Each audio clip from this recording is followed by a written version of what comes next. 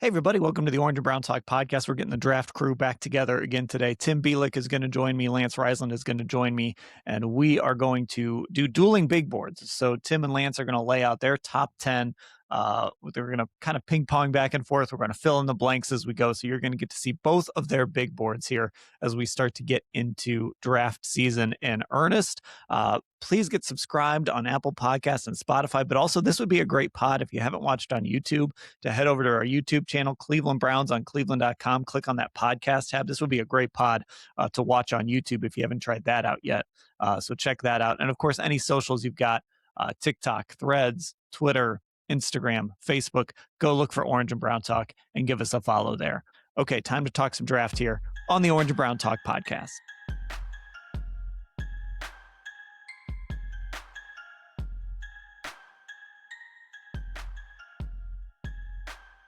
Hey everybody, welcome to the Orange and Brown Talk podcast. Dan Labbe here with Tim Bielik and Lance Reisland. That's right, it is a draft pod.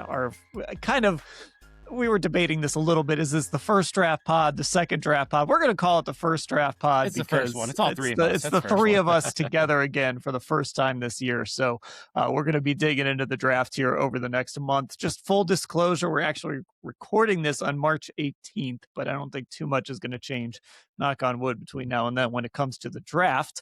Guys, I mean, listen, it's good to see you. Tim, it's good to have you back on. This is your first time on this year. Lance, I'm kind of sick of seeing you. So Tim, Tim, what have you been up to? I know you've been tweeting about the Blue Jackets, covering the Bengals. You've been busy. Yeah, I know. Well, as we're typing this, as we're talking on this Wednesday night, I have an article that just went up on cleveland.com on March 19th saying why the Blue Jackets are the hottest team in the NHL right now. As of recording, they're 1 point out of a playoff spot. And this was 2 months after they fired their head coach, Dean Evison. I joked, I joked with our editor, Dave Campbell, when there was all this stuff going on when the Browns were having their coaching search, and my focus on the Bengals. Zach Taylor was the only coach in the AFC North that kept his job for next year. I'm thinking in my mind, all right, I guess I don't have to worry about a coaching thing. Then all of a sudden, January 12th, boom. After an overtime win, mind you, the Blue Jackets fired Dean Evison for Rick Bowness. But it's a fun time down there. They're red hot. If you want to take a 2-hour drive south to Columbus, if you're in Cleveland, watch them play. They're a bunch of fun to watch, and especially if they make the playoffs this year. Small Blue Jacket sidebar, but when you guys recorded your last broadcast, I was in Orlando, Florida.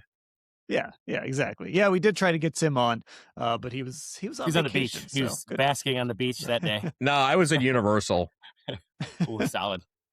All right, well, let's get to this. What we're going to do, and we are going to try some different things this year as we go through these draft pods. And I thought today we would do dueling big boards. So these are not mock drafts. This is not so if a guy's sitting there at number 6 on Lance's board or Tim's board, they're not saying that's who the Browns should take. These are just big boards, 1 through 10.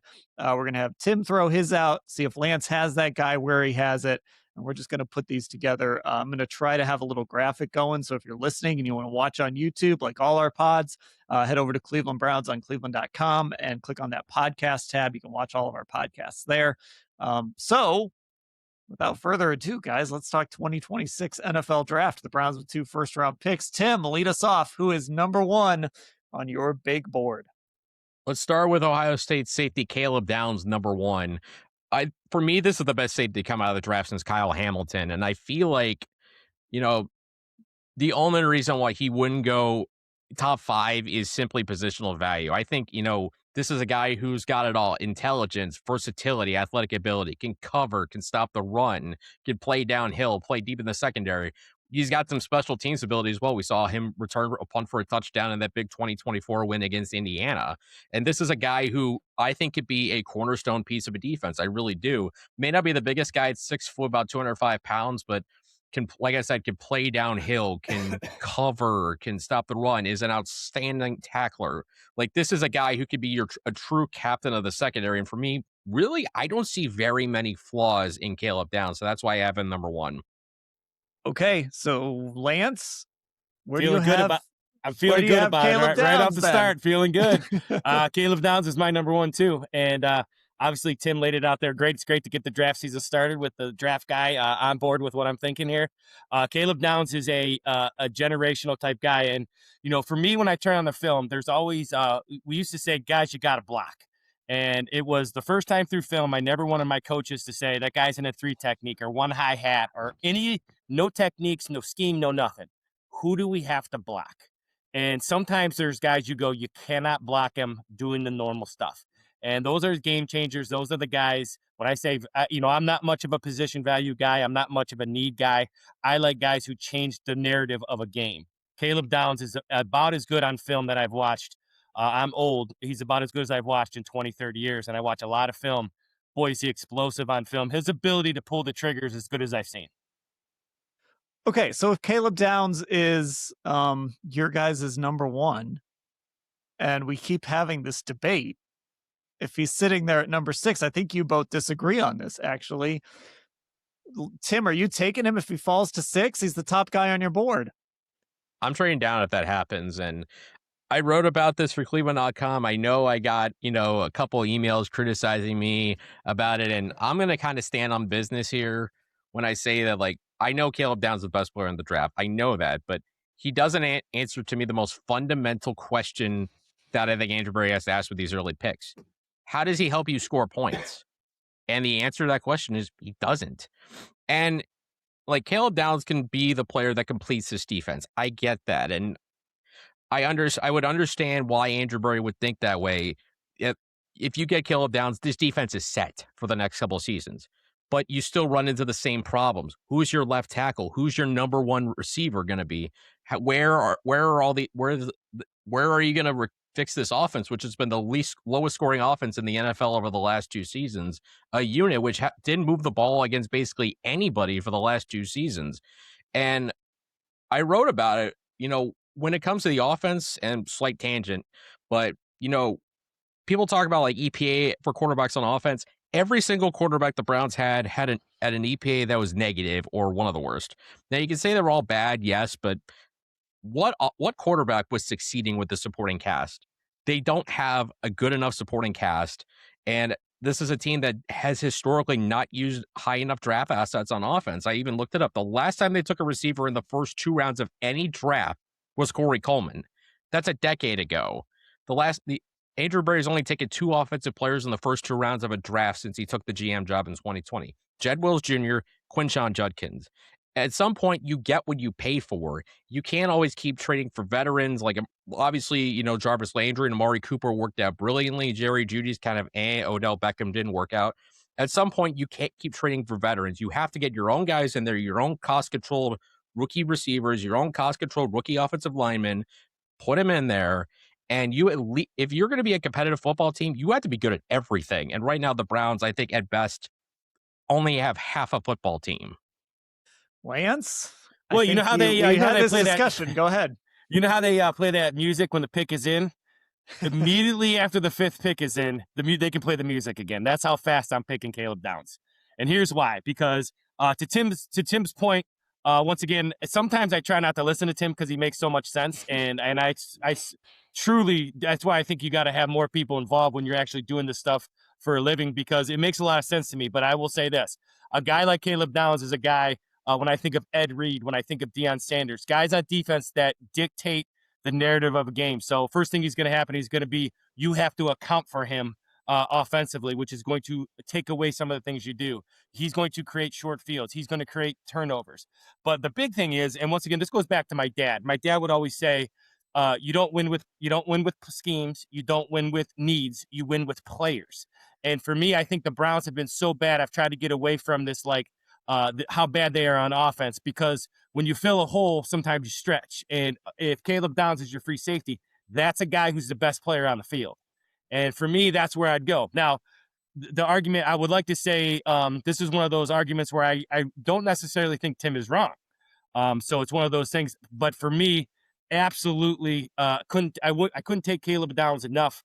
I'm not feeling any type of need at 6. I am taking the guy when he steps on the field.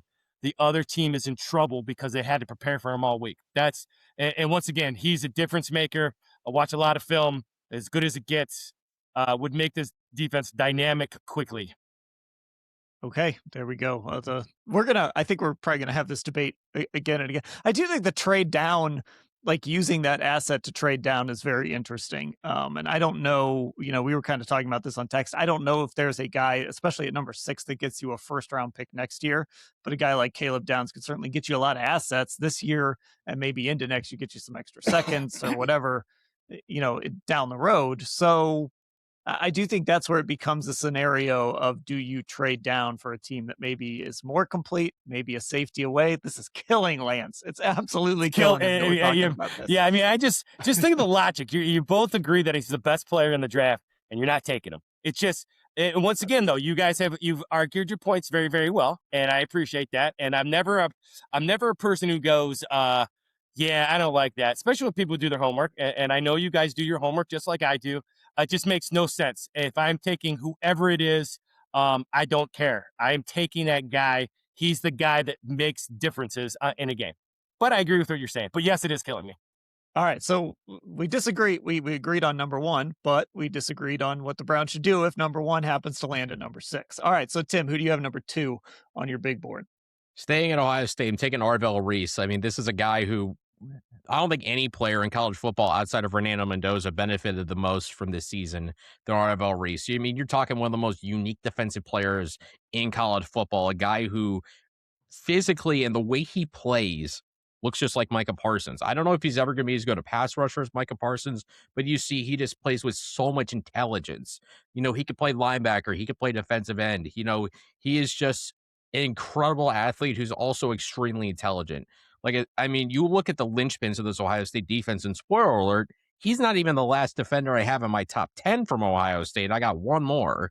But with Reese, I think you look at a guy who is as unique as they come, and a guy who, more than anybody else, I think he's the only other player I can look at this draft and say, that's a cornerstone. Like, that's a guy you build a defense around. You create a role for Arvell Reese. You can let him be down on the line or up, off the line of scrimmage, because he can truly do it all. And, he's still so young that, he could still get stronger. He's already a dynamic athlete. I believe it was look at his combine numbers, 4.46 640.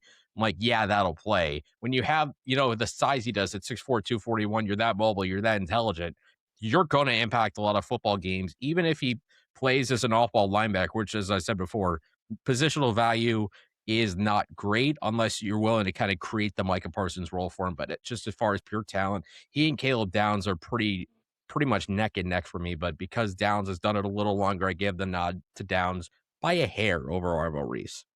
All right, Lance, where do you have Arvell?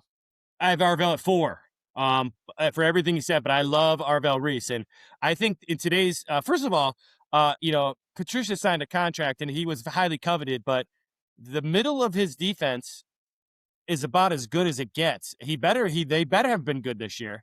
I mean, goodness gracious, the guys they have on defense, we'll see how he does this year, because you talk about a stout defense with McDonald in the middle, Downs, Sonny Styles, Reese. So yeah, Reese for me, here's what I love about Reese is that he's kind of this positionless guy. And for me, one of the things that makes calling plays very, very difficult is guys who can play at a high level and create different fronts and coverages. And with Arvell Reese, he can be an edge guy. He can be an off-ball linebacker. I'm telling you right now, he's talented enough to play on the half. He's talented enough to be a cover 2 corner. So there's so many different things you can do with this guy. He can play in the slot, especially if you don't have a twitchy slot. He can cover tight ends. He can just do it all. So you can do so many things.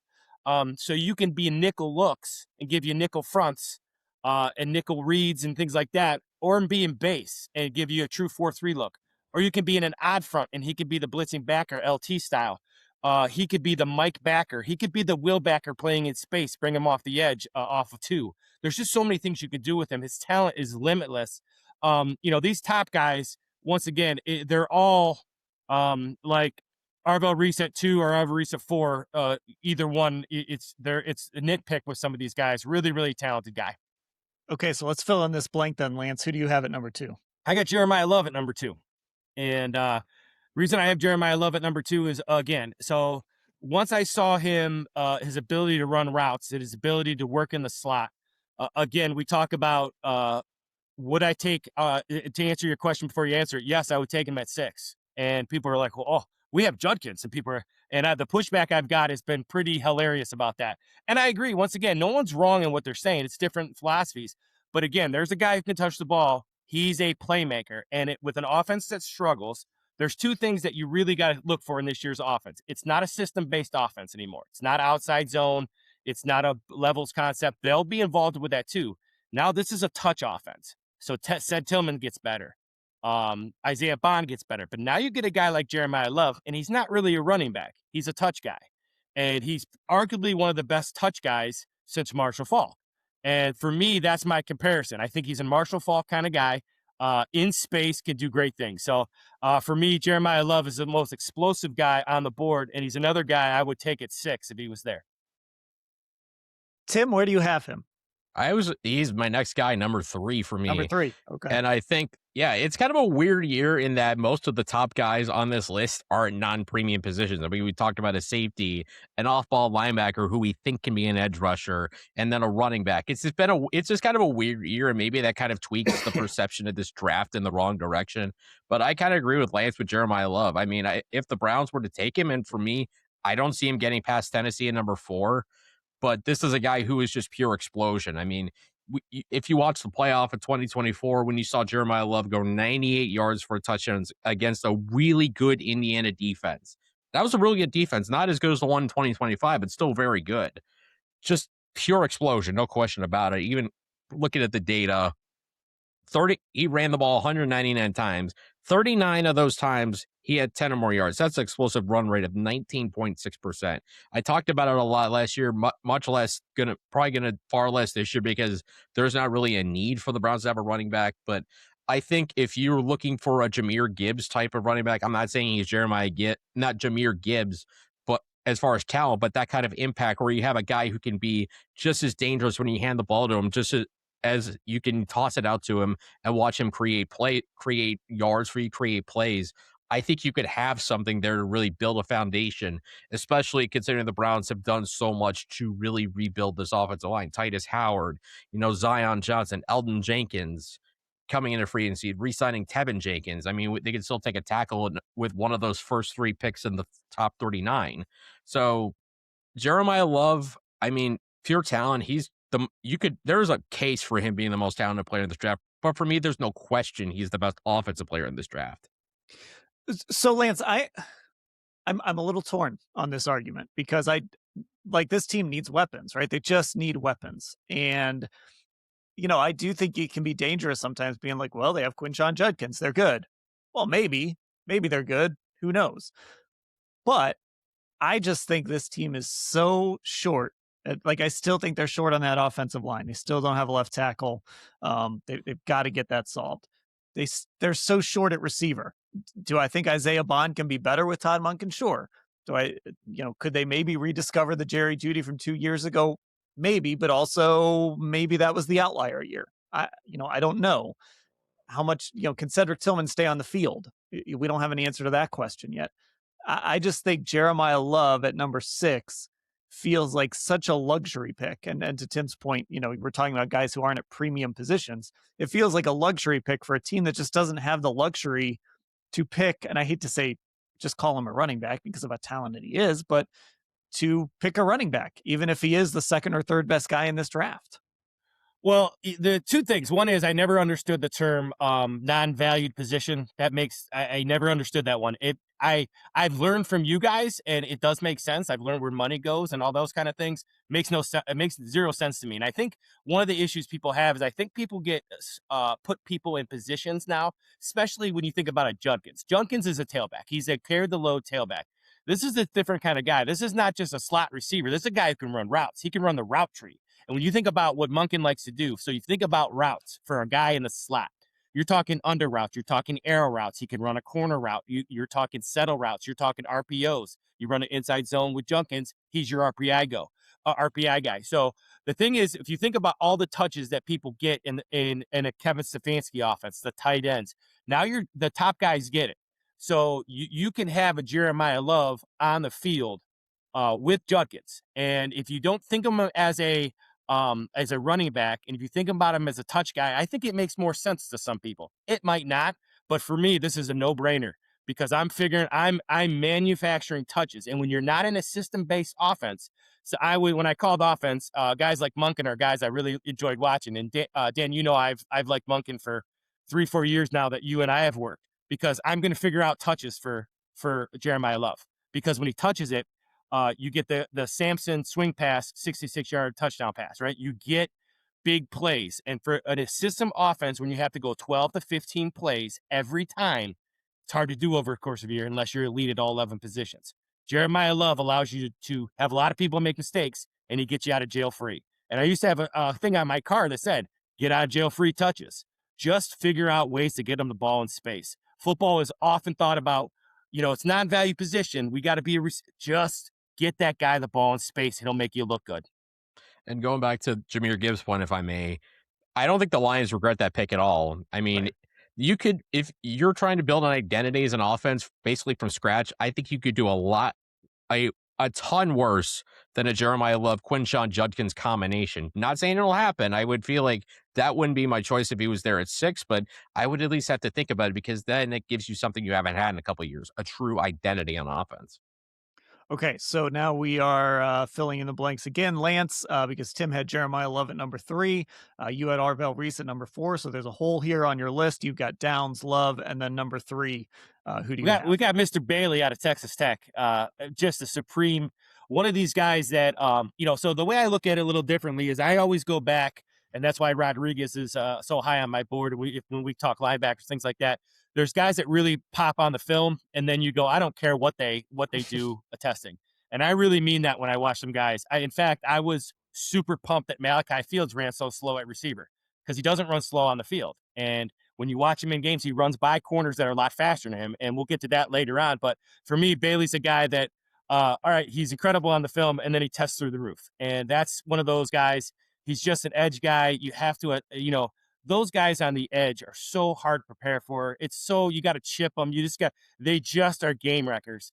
Physically gifted guy, has all the tools, bend, short area, burst. His ability's got a full repertoire.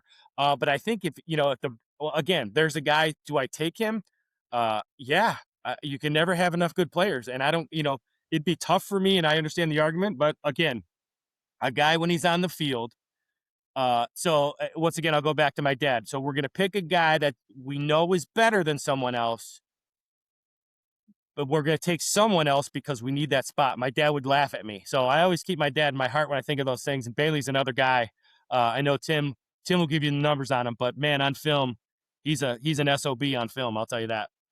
Tim, I know you're excited to talk about this guy. So where do you have him? And go for it. Well, I don't have him as high as Lance does. I have him number 6, but he's clearly, for me, the best edge rusher in this draft. Even though we're gonna talk about Ruben Bain from Miami later. He's still in my top 10 for me, despite the short arms thing. I don't really care that Ruben Bain has short arms. I don't care. But for me, David Bailey, all it took for me to get sold on him was, I think, about the first 2 or 3 series of the Orange Bowl against Oregon. That defense was the only reason Texas Tech was in that game for as long as it was. And I think it was David Bailey, if I remember correctly, that hit a nasty move on the edge and just leveled Dante Moore with a sack. And you see that, and for me, I'm not as much of a film guy as Lance is, but for me, that's a play where I see it that I'm like, okay, turn off the film. I don't need to see anymore. I'm good. That's my one play film guy.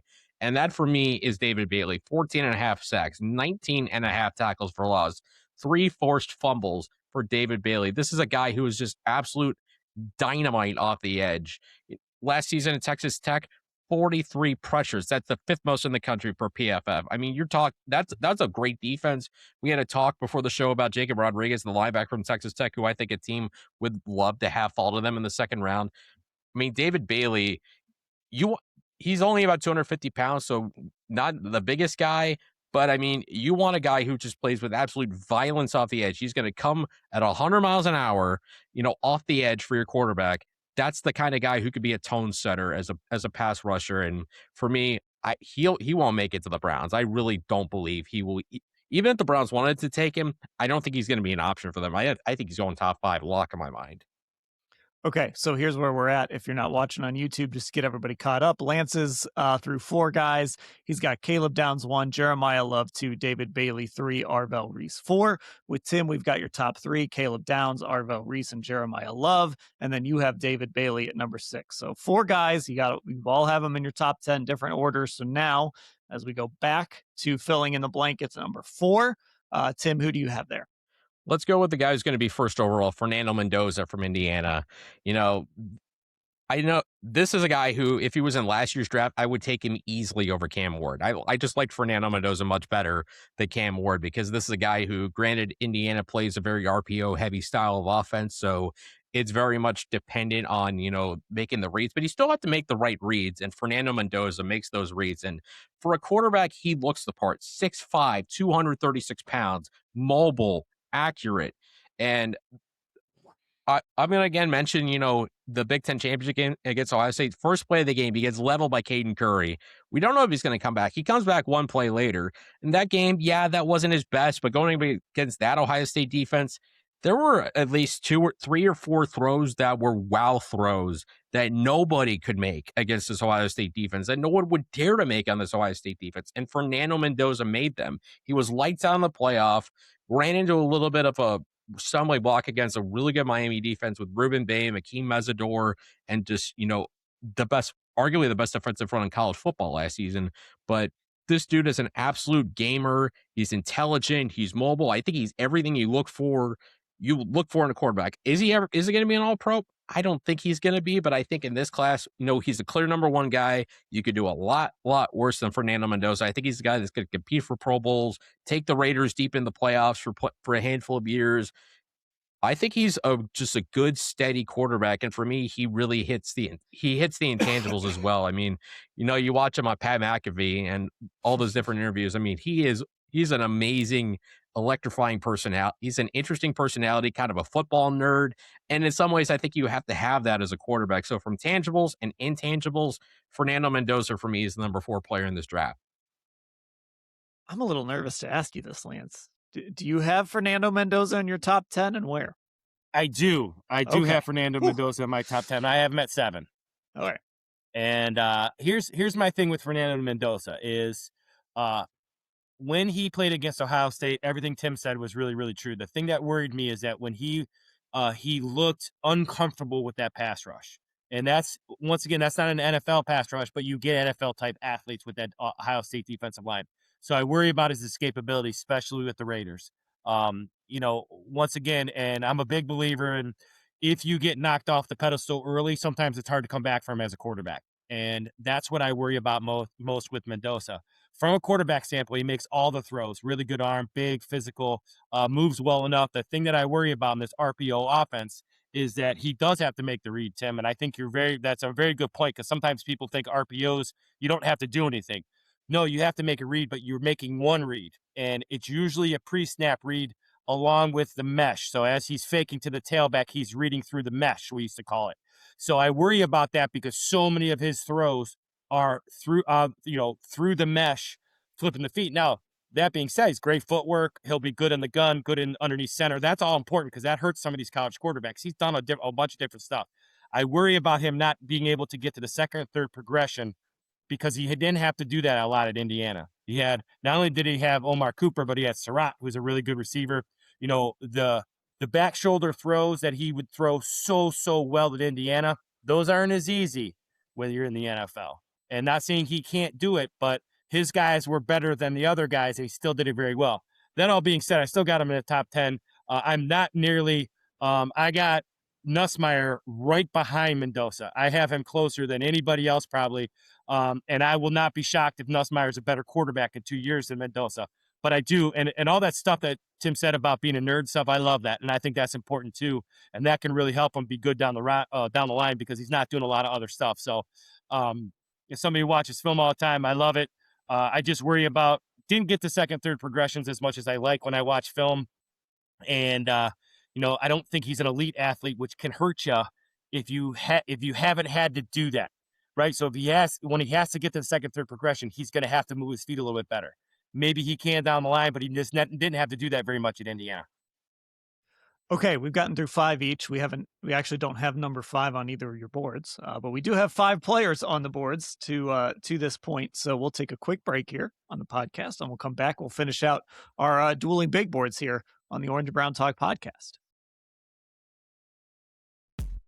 I'm back on the Orange and Brown Talk podcast. Dan Labbe, Tim Bielik, Lance Reisland. Our first draft pod of the year. We are doing dueling top 10s. So here's where Tim is at right now. Number 1 is Caleb Downs. Number 2, Arvell Reese. Number 3, Jeremiyah Love. Number 4, Fernando Mendoza. We're about to get number 5. So number 6 is David Bailey. For Lance, his top 10 to this point: Caleb Downs, number 1, Jeremiyah Love, number 2, David Bailey, number 3, Arvell Reese, number 4.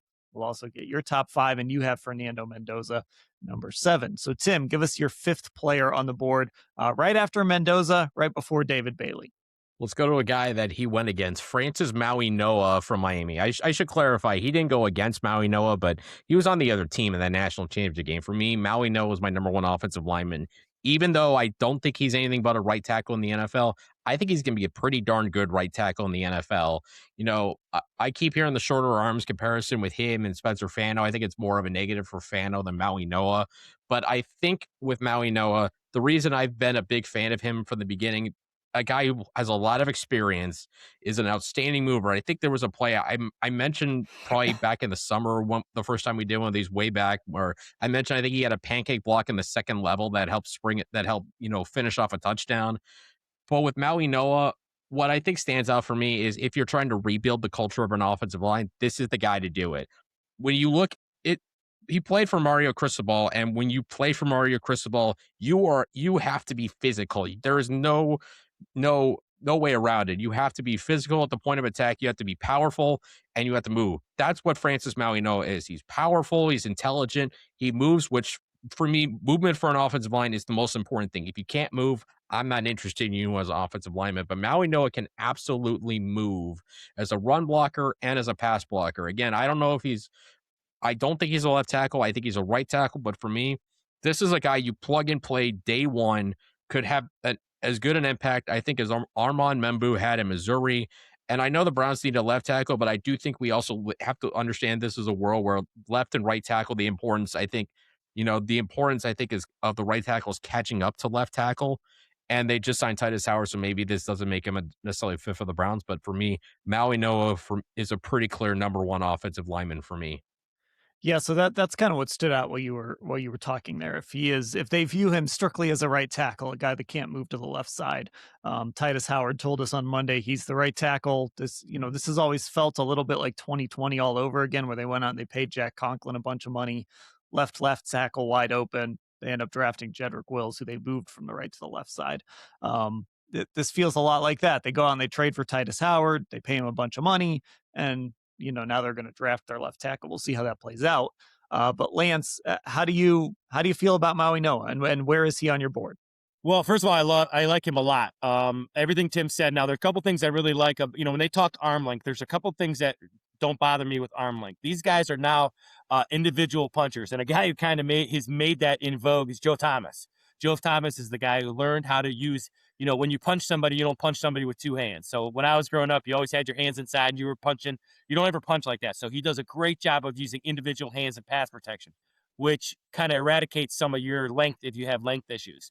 I think he's really good in the run game. Now, the thing I liked is that he does a good job of displacing people, but he's not Wyatt Teller displacing people. And obviously, Wyatt Teller is one of the best to ever do it. When we talk about simply moving a guy 3 yards backwards, Wyatt Teller in his prime did that really, really well. I think he's really good at it. What I really like about Maui Noah, though, and I like about all 3 tackles. Now, I'm leaning more and more because I'm watching too much film on Monroe Freeling because I love his potential. But Maui Noah really likes to play. And he does a good job of not only is he physical, but we always talk about making sure your feet match your hands, making sure you understand that your backside, all right, your backside is between the ball carrier and the defender. That tells you understand the front you're blocking, what backer you have to get to, and where's the play supposed to hit. So he has a great, now Cristobal, the thing that everybody talks about with Cristobal is physicality, rightfully so. They're super physical. But the thing you get out of Cristobal is a really high level of understanding of defense. that why. Why are they doing this defensively? Where will the linebacker be in a forefront?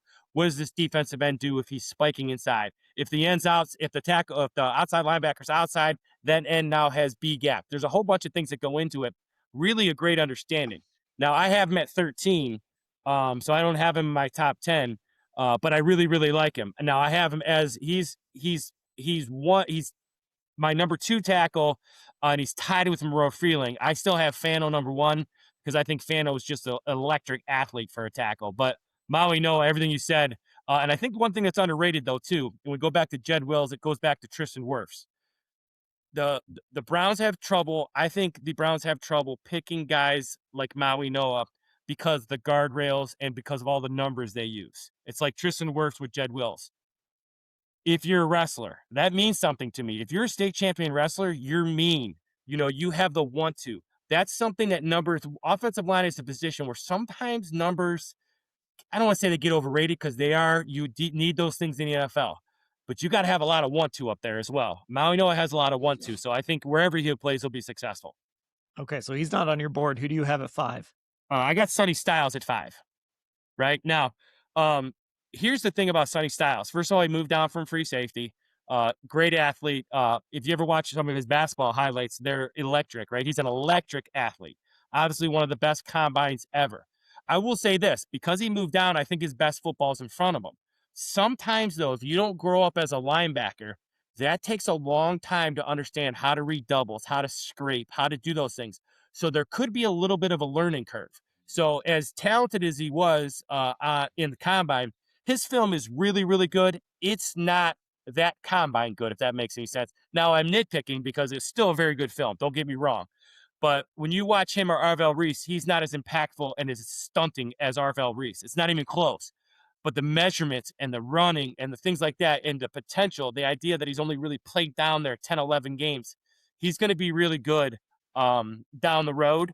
I'm not sure what position it'll be, but playing a Mike Backer is like being a wrestler. You got to wrestle your whole life. Sometimes you got to be a Mike Backer your whole life just to kind of get that feel. But what an athlete. There's the kind of thing where I'm not much into the combine, but that combine kind of solidified how good this guy can really be because he can play literally almost 9 positions on defense, which is really scary. Tim, you alluded to this earlier that you might have another Ohio State defender in your top 10. Is this the guy?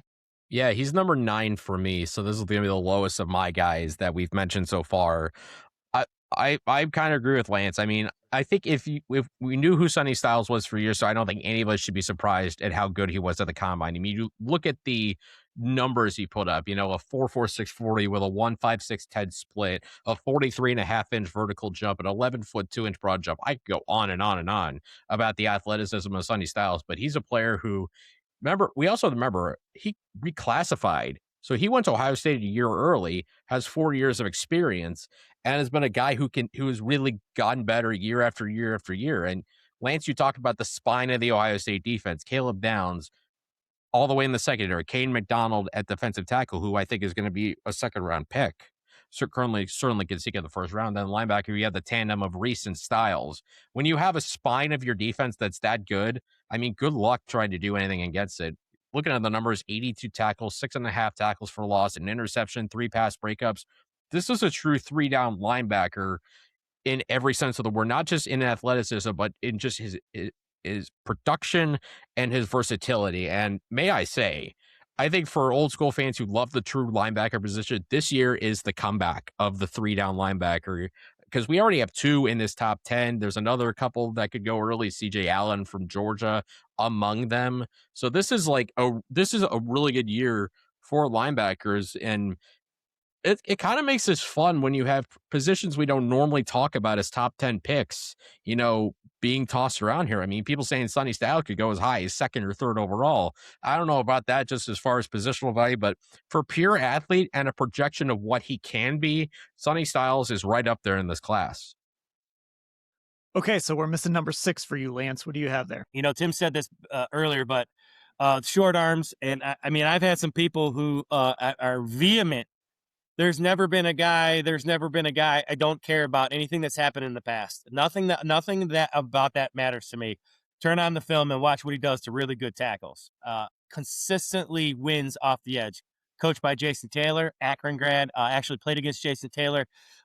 Freakish athlete, right? So Ruben Bain, and there's another guy, doesn't care how he looks, doesn't care what he wears. He's just a football guy. And when you see his explosion, and for me, get off is the most important thing for a defensive lineman. Your ability to react to the defense, to the snap of the football. It's one of Myles Garrett's. If you think about what Myles Garrett wins all the time, Myles Garrett has all the moves, but what he wins with is get off and bend. Ruben Bain, I know he's not long. I know he's really short, and everybody, I don't care. Put on the film against really good teams. He's dominant all the time. Ridiculous motor, can bend. If he had longer arms, which means nothing to me, he's really good. He's another guy on film. You go, holy moly, is this guy good? Tim, where do you have him in your 10? I'm assuming you do, and where do you have him? 8th overall. For me, nobody made more money in the playoff than Ruben Bain. I don't like Lance said, I don't care about the long arms.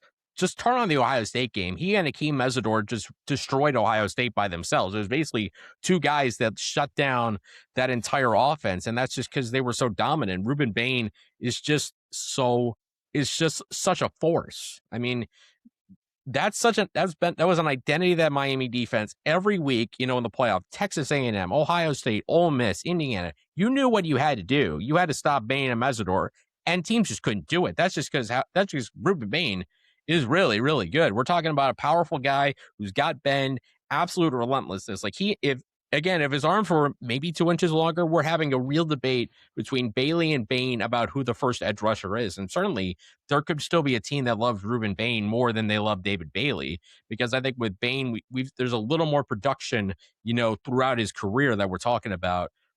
But just for pure relentlessness, I love guys who are just absolutely relentless off the edge. Bend is a must. Relentlessness is a must. You can teach moves. You can teach, counter moves. You could teach a guy to be better with his hands. Not that Bain's bad with his hands, but they're actually pretty good. But you could teach technical things. You cannot teach the tenacity that a guy like Ruben Bain plays with. And you don't think a guy like him is going to be extra motivated after all the talk of the combine, him having short arms being an outlier. I would take that guy and I would bank on, that ferocity, that little extra motivation that he's gotten from, just the last couple of weeks. I would bank on that if I'm a team needing defense. And why give a guy like Ruben Bain any more fuel than he already has? Okay, so we've got our top 6 for both of you, and there are some differences here. And then, of course, Tim, we have your 8 and 9, and Lance, we have your 7. So let's recap this real quick for the folks who are just listening.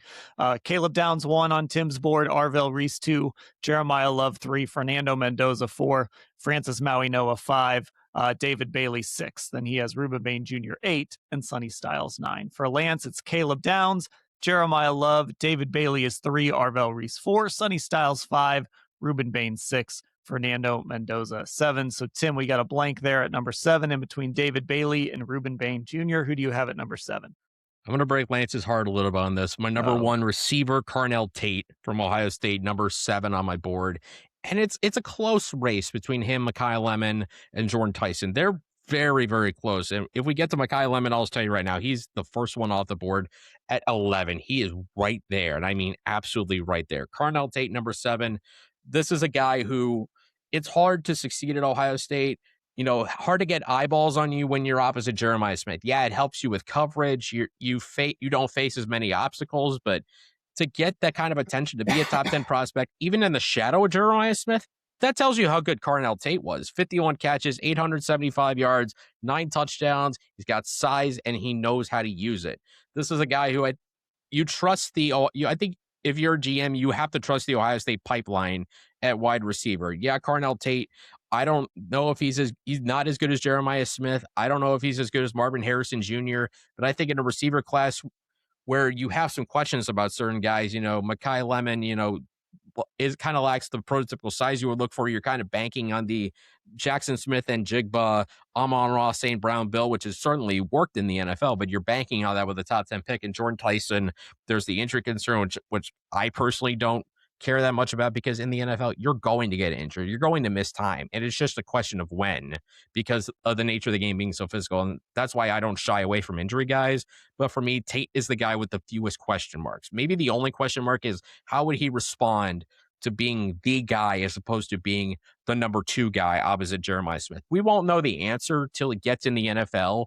And even if, say, like the Giants take him at 5, he won't have to deal with that because you got Malik Neighbors when healthy over there. If the Browns take him, then yeah, he'll have to deal with that.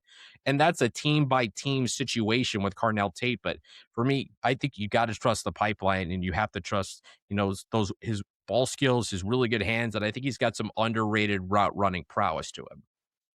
Lance, do you have Carnell Tate in your top 10? I do not. He barely made my top 20.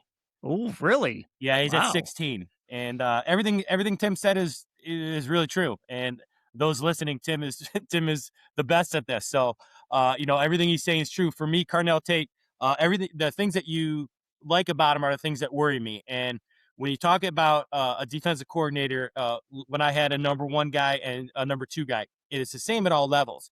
But you're not getting the best corner. And usually when you're not getting the best corner, but you're really good, you're getting off coverage. So when you watch him, sometimes he can get jammed. And these DBs, he hasn't had to have that a lot because he's never getting the primary corner. He's also not getting rotation to him. He's also he's an outside guy, so he's going to get length on him. I worry about that. Now, when you're not the number 1 guy, you're not the number 1 guy. And there's so many times, and he does everything well. I have him as my number 3 receiver. That the inability for me to be the number 1 guy, it's really not his fault. And it's one of these outlier things where he's not the the first guy from Ohio State who's not the number 1 guy who could have an outstanding NFL career. It's just a really hard evaluation for me because of I don't do pipeline, because that's the first thing you say. Well, he's an Ohio State guy. That's me too. I'm like, man, these Ohio State, they're really well coached. They understand that. But the bottom line is he's not the primary focus when you go into that game that week. And that's a big difference when you're the primary guy for that defensive coordinator. And that's what they do in the NFL. So I could be proven wrong. I did not think Jackson Smith and Jigba would be this good. I knew he was going to be good, but I was wrong about him. So it's not really a matter of can he do it. I think he can. The idea that he wasn't the number 1 guy, wasn't as fast as I thought he'd be. He's not 200 pounds. Can he get bullied a little bit in 50-50 situations in the NFL where everybody's big and long? We're going to find out really quick. It won't shock me if he's really good because of the pipeline, because he's so well coached. Not because of that we trust him, just because how well he coached. But, yeah, I got him as my number 3 receiver, and I got Lemon and Tyson a distance from him at 3. Yeah, and I think that's the one. And, like, you're right, Lance. It's not Carnell Tate's fault that he's playing with Jeremiah Smith. But there is a little bit of that sometimes when you're sitting there watching. It's the Steph Curry effect. And when you watch the Warriors back in the day, when they were winning titles, it was because Steph Curry, whether he was scoring or not, it was because everything was focused around him, and it just made life easier for so many other people. And there are times when Jeremiah Smith is making life easier for everybody else. But also, that doesn't mean Carnell Tate's not going to be good in the NFL. And that doesn't mean that Carnell Tate might not be the best receiver in this class. It's like we talk about with quarterbacks sometimes, too. I mean, Tim, people are going to say this about Julian Sand when he comes out next year. Well, look at who he was throwing to. We say that with quarterbacks every single year. And this is one of those rare instances, I think, where we're saying it about a receiver, because there's just an absolute alien on the other side of him that you're not going to get many situations like this. Yeah, and what I will say about Carnell Tate, one thing that should help his stock, if we remember the Cotton Bowl, not the one against Miami, but the one against Texas, it felt like Texas's entire game plan was take away Jeremiah Smith and dare somebody else to beat them. Carnell Tate was awesome in that game. I mean, he just kept making play after play, and that was a really good Texas defense. They've had a really good defense the last 2 seasons, but Ohio State, was the Jeremiah Smith heroics. There's the 3rd and 1 catch that won them the game against Notre Dame in the national championship. I don't know if they get there if Carnell Tate doesn't step up and have some big catches against Texas. I mean, he was sensational in that game, and he burned him again in week 1 when Julian Sand threw that perfect touchdown pass. I think the only time he really threw the ball deep down the field all game, and Carnell Tate helped him out there. Real quick, both of you guys, where's Jeremiah Smith on this board if he's in this draft? Number one. Number one for okay. It goes number one, that's what I figured. blank spot, number 4, Caleb Downs. That's how big the gap is. Yeah. And you know what I love about him too? He's playing.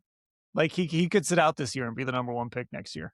But he's, at least as of right now, he's going to be out there and he's going to be competing. And I think that says something about a guy too. Absolutely. Lance, who do you have at number 8? All right, I'm going to go off. It's about time for me to go off the Richter here a little bit. So number 8, I got Kenyon Sadiq from Oregon.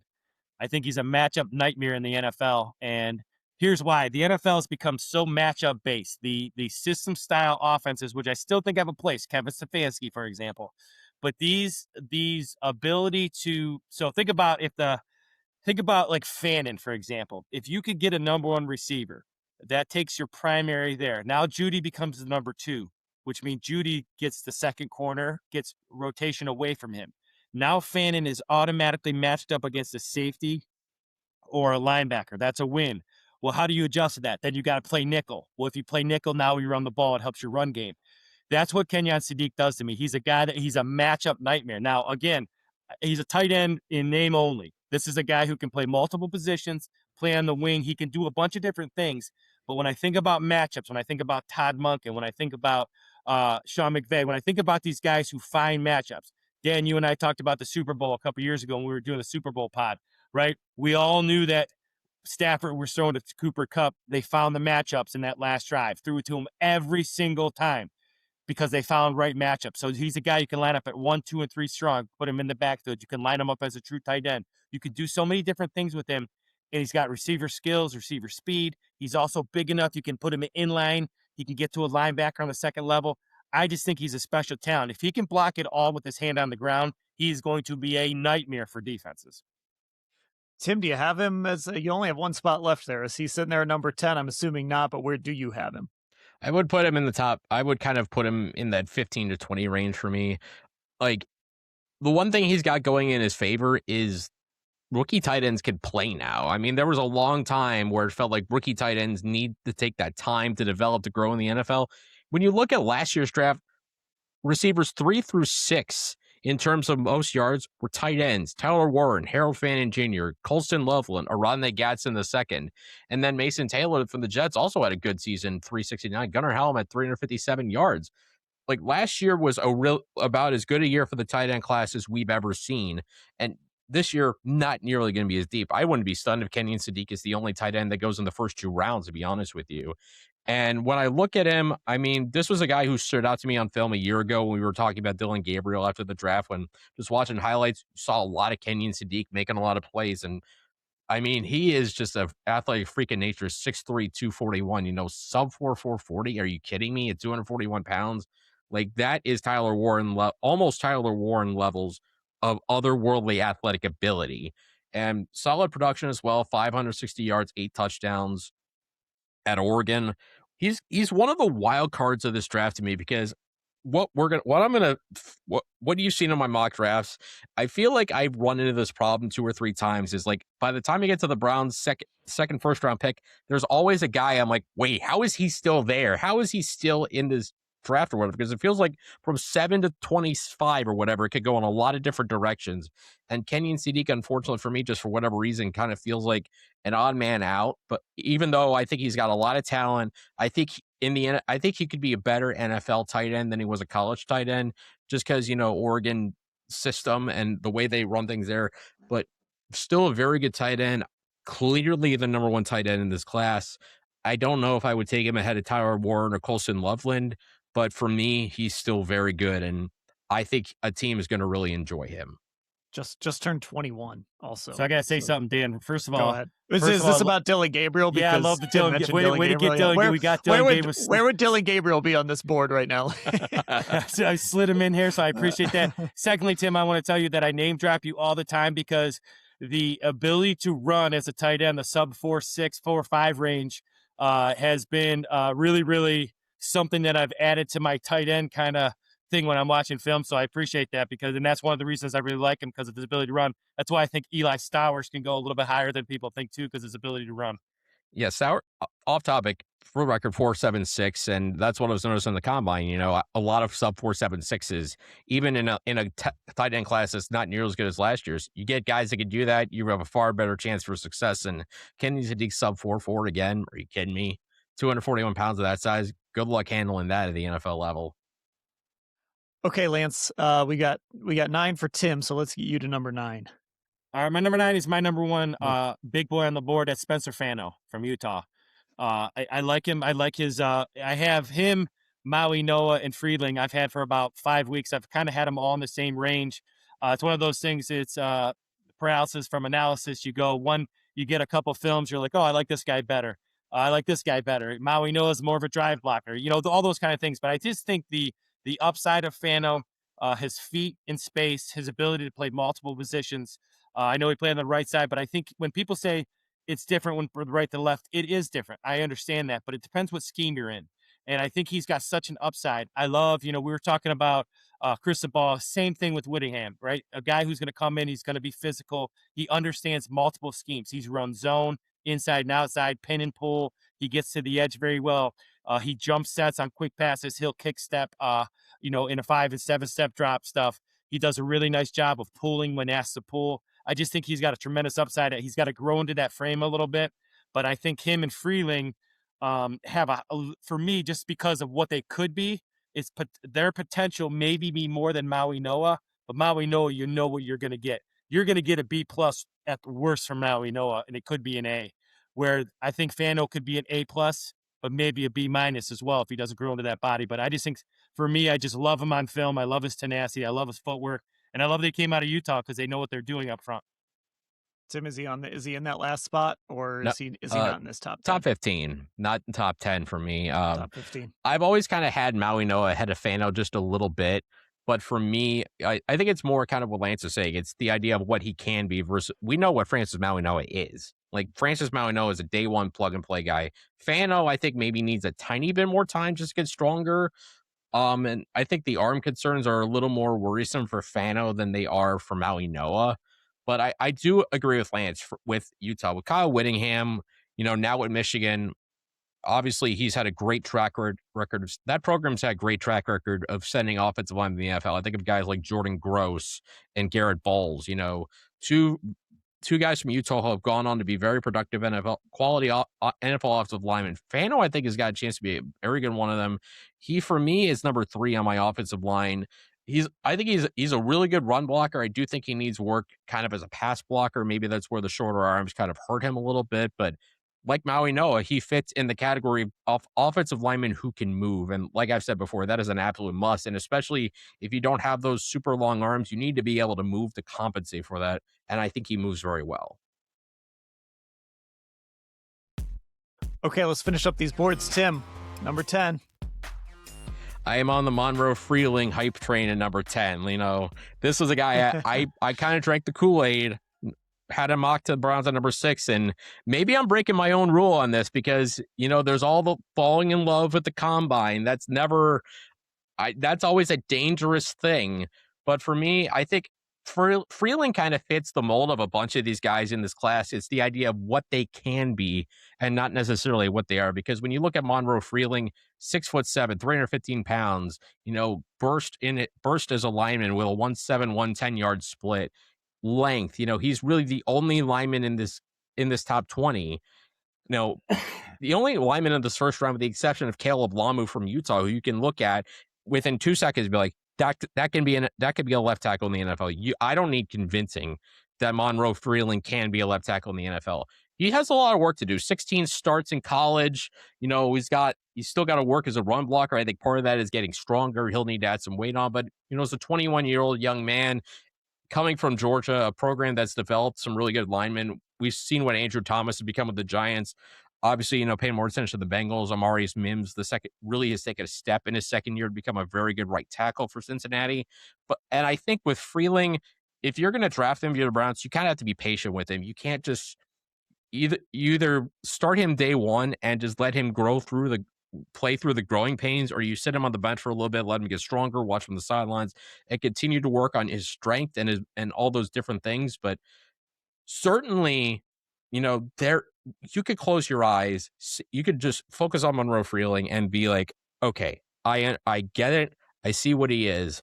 And it's easy to fall in love with the idea of what he can be. And something I have this kind of pulled up in another tab of mine, but if you've ever heard of Sam Schwartzstein, who does the Amazon Prime Vision stuff, he's an analytics guy. He had a great point about the 40-yard dash for offensive linemen. That's not necessarily like just running fast. He basically saying like if you run the 40 in a really good time, it shows your health as an offensive lineman. It shows how well you can move, fluidity, balance, those sorts of things. And Freeling having a sub 540 at a 493, third fastest among offensive linemen, there's no question he can move. And I think when you come from a program like Georgia, when you have that culture, like at Utah, like at Miami, when it comes to running, to blocking as an offensive lineman, those things are there with Monroe Freeling. Needs a little work, yeah, but what player doesn't going in the NFL, especially guys 21? I mean, maybe again, I feel like I'm breaking my own rule, falling more in love with combine and potential than just film. Although there's plenty on film to like. Inconsistent, sure. Obviously, a guy who's only started 16 starts, of course he's going to be inconsistent. But I think because of a draft where there's not those players or those premium positions that really stand out, where there is a lot of projection, I think you can easily talk yourself into Monroe Freeling at 6 overall. I mean, I kind of have, but we'll kind of see where we are in the next month about that. Lance, you name dropped Monroe Freeling earlier. Are you are you as bullish on him right now too? I am. I didn't. He's at 14 for me, but he was way down there. He's growing on me as well. Some of the things that it's weird, but I have some of these things that I like from old school coaches, and everybody talks about the number of starts like for a quarterback. And for me, it's the Parcells I always think about. I remember watching all this stuff with my dad, and he has to have 30 starts and 23 wins and 3-time all conference and a bunch of stuff that he went through. It's kind of the opposite for the tread on a tackle. The fact that he has 16 starts and did what he did, like Tim was saying, I think is ultra impressive, especially in the SEC. So his best football is in front of him, and he hasn't got beat up. Now, I agree with Tim biomechanically in terms of why some tackles get hurt. I think some tackles get hurt because they're carrying weight they can't carry, and it's hard on your joints, all that kind of stuff. And he's just a really good athlete out there. So I got him at 14. But again, he's a guy that's creeping up my board. And the more film I watch, I try not to change it. I try to stick where I'm at because, I'd like to be an individual thinker, but I'm with Tim. He just kind of creeps up on you because the film is very good. And there's not a ton of it because he's only 6 games, but it's still very good. Okay, so Lance, this is it. Number 10, finishing out our dueling big boards. Well, my top receiver in the board, Mekhi Lemon's at 10. I have Mekhi Lemon. If you looked at, I have an article coming out next week on him. He's my top receiver on the board. I compare him to Amos St. Brown. And for me, especially for the Browns, but especially for any teams that are looking to get better on offense, a guy like Carnell Tate, Boston, Malachi Fields, Brazil, these outside one guys, long guys, that means you have to have really good protection. That means you have to have a good run game. That means you have to have a lot of pieces in place to make that number one receiver really good sometimes. Because if you don't, you can't get to them, right? Because they're going to be in coverage because it's second, third, and long, or you can't pass protect. So there's some things that go into an outside receiver. So the reason I like Lemon as my number one receiver, especially for the Browns, but overall, is because he can play inside. Now, he can run a full route tree on the outside. But what I really like about him is his ability to touch the ball in space and get yards. And it kind of goes back to my Jeremiyah Love concept. This is a touch guy. So if you want him out at 1 because you're creating a matchup against a corner who may be longer and can't get underneath him, great. But for me, this is not an outside receiver or a slot receiver. Everybody considers him a slot receiver. I don't. I consider him a touch receiver. And once again, I always had guys who were outside or guys who were full slots. But for me, even at the high school level, but I've seen this in college too, sometimes a slot receiver is just a running back because there's a very minimal route tree. But if you're an inside receiver, not a slot receiver, that means you have your whole route tree as well, and you get matched up against guys that you're going to beat. If it's zone, you're working underneath against backers. If it's man, it's usually a nickel, corner, or a safety. I think he's a matchup nightmare. He's really good run after catch. As you know, both you guys know, for me, there's 3 points. Your ability to release at the catch point and run after catch. And for me, run after catch is the most important thing. And his ability to catch the ball and get vertical right away. And it doesn't mean I'm not talking always to home runs. I'm talking get me to second and 2 once in a while because then I get to dictate. Then everything is on the table second two, because I know on third down I should be able to run the ball and get a first down. So Makai Lemon's my top receiver because of his flexibility and what he does inside, making life easy for a quarterback with easy touches. Tim, I know, like, on my notes on Makai Lemon, I just have that question, like, is he just a slot receiver? But the counterpoint to that is, if Amon-Ra St. Brown were in this draft, if he were in any draft, I'd take him in the first round, and I'd be more than happy having him as my number one receiver. Like, to me, I think this idea of outside and slot receiver, and look, you can probably do both, but this idea of a guy being a slot receiver or being an outside receiver, in a lot of ways, it's changed in the modern NFL. And I think Amon-Ra St. Brown is an example of that. And I wonder if Makai Lemon could also be an example of that. Yeah, I think the idea of just saying a guy's an outside receiver or a slot receiver, I think that's outdated.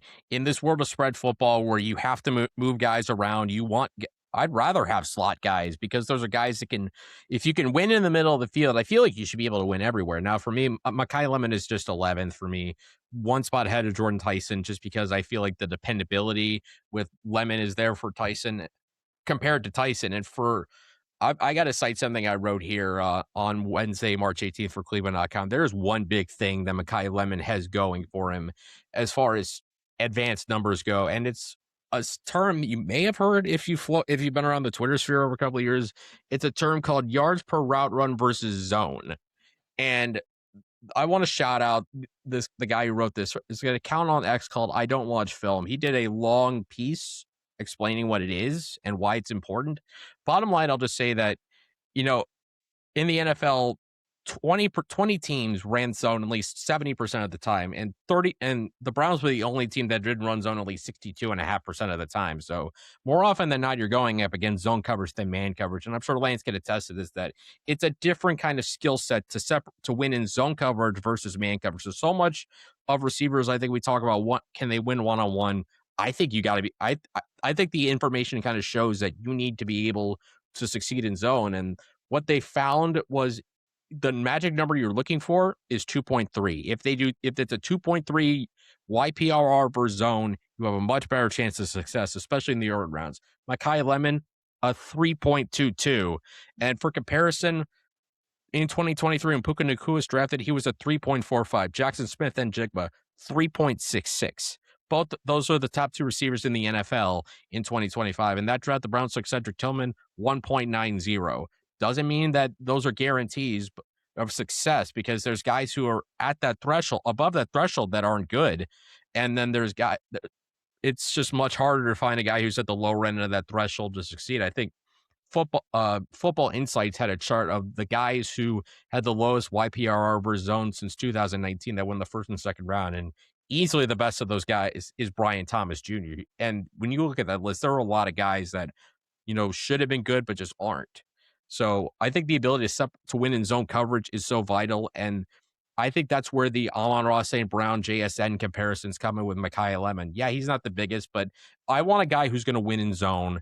If I'm seeing it 70% of the time, I want a guy who understands how to find space, who understands how to manipulate defenses and just to work into an open space. And Makai Lemon absolutely does that, not to mention he's really good after the catch as well. All right, there we go. We've got our top 10s, dueling top 10s. Let's recap these here for everyone who's out there listening. Caleb Downs is number 1 on Tim's list. Arvell Reese, number 2. Jeremiyah Love, number 3. Fernando Mendoza, number 4. Francis Maui-Noah, number 5. He is not on Lance's board. David Bailey, number 6. Carnell Tate, not on Lance's board, number 7. Ruben Bain Jr., number 8. Sonny Styles, number 9. And Monroe Freeling, not on Lance's board, number 10. On Lance's side, it's Caleb Downs, 1.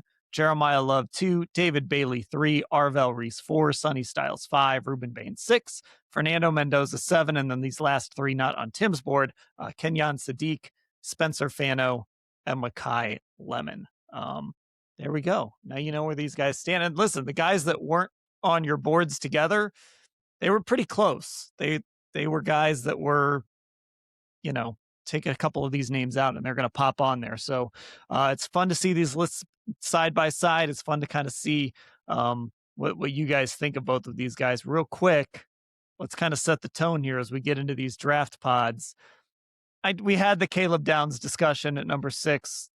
let's just say Jeremiyah Love's off the board. Let's say Caleb Downs is off the board. All right. Who are you taking at number 6, Tim? I had said Monroe Freeling a week ago, and I think as we get closer to the draft, I'm going to kind of waffle a little bit because I do feel like, it depends where you want to go. Receiver, left tackle at 60, so you could certainly find the other one at 24, particularly if Caleb Lamu's available. I feel like he's the last of those guys that he's the other guy that I feel like can be a left tackle for me. And certainly, I keep leaning towards the combo of Monroe Freeling at 6 or in a trade down, say with the Chiefs at number 9 or the Cowboys at 12, and then turning right around at 24 and getting Omar Cooper Jr., by the way, 2.57 YPRR versus zone. So he hits that threshold, tackle breaker. I love Omar Cooper Jr. He's the guy who really popped to me at the process throughout this process. So I think that's kind of where I want to stick, although I would have no problem, taking Mekhi Lemon number 6. For me, there's really not a large degree of separation between, I would say, player number 5 and number 16 in this class. I think it's that kind of draft where you have a kind of a tier at the top, which is Downs, Reese, and Love for me, and then there's a drop off. But that next tier, I think, is pretty connected and pretty well close. So we could see a lot of volatility on draft day. But for me, I like maybe I like the idea of Freeling more than what he is right now. But I think you got to take that swing on a left tackle potentially if you value him there at number 6. If you don't, I would have no problem taking any of those 3 receivers. I think they all have. When I say all 3, I mean Tate, Tyson, or Lemon. I don't have a problem with any one of them. They're all very interchangeable. So I think it just comes down to your valuation of Monroe Freeling. Is he worth taking at 6? And if not, take the best receiver that's there. Lance, what are you doing at 6? Reese. Arvell Reese. Just because I will say this, because I think the Browns have guys who are equal to him as a defensive end right now. I think just because of the scheme, if it was an odd front, I'd be a little higher on him because he's only 250. If it's an odd front, I would see, even if they had different guys, but I'm going Arvell Reese because he's, for me, always comes down to guys who change the narrative of the game, the narrative of preparation for a game. That's Arvell Reese. If I can't have Downs or Love, then I want Reese. All right, there we go. First draft pod in the books. If you want to watch it, well, I mean, if you've just listened to the whole thing and you want to go back and watch it, you can still do that. But if you want to watch future ones, go to Cleveland Browns on cleveland.com on YouTube. Click that podcast tab. You can see all of our podcasts there, most of our podcasts there. Any social you've got, Twitter, TikTok, Instagram, Threads, Facebook. Go look for Orange and Brown Talk and give us a follow on all of those socials as well. And of course, if you're not subscribed on Apple Podcasts and Spotify, get subscribed there as well. Lance and Tim, it was fun. It's good to be back. We're going to keep doing this all the way through the draft. I will talk to you guys later.